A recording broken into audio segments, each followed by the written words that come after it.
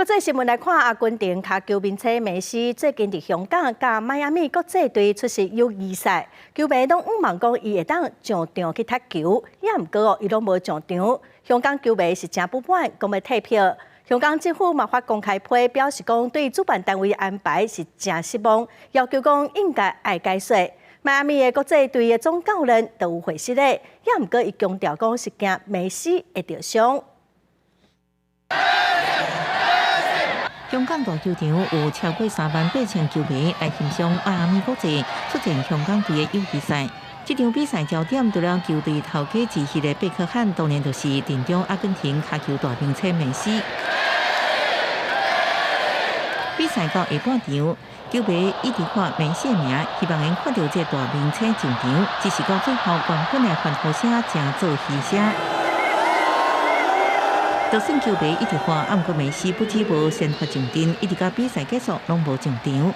最后迈阿密国际4比1得胜，球迷不满，真生气，话讲要退票。I was quite devastated. I knew that since it was preseason, he wouldn't play too much, but I thought at least he'd be out there for 20-30 minutes. But to see him not play at all, it was really devastating. And 場波其實大家都睇美斯，而家好似睇港超咁。 同睇港超唔一樣，但係俾咗5000蚊睇港超。平時睇港超都係80蚊喎，今次俾咗5000蚊。梅西一條帶來真大商機，球場周邊餐廳業生意是常常滾。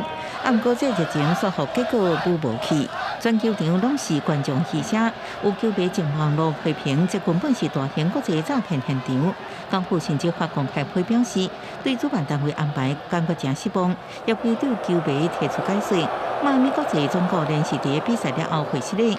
強調梅西在沙特阿拉伯的時陣，卡緊到點狀況。La decepción que tiene la gente, les pedimos disculpas, pero ojalá puedan entender que si hubiéramos tenido alguna chance de que jueguen un rato, lo hubiéramos hecho, pero corríamos serios riesgos y por eso junto con el cuerpo médico tomamos esta decisión. 這擺梅西事件就親像甲2019年C羅訪問南韓同款，迄時陣C羅甲意甲尤文圖斯訪問南韓，結果友誼賽也是規場攏無去哩。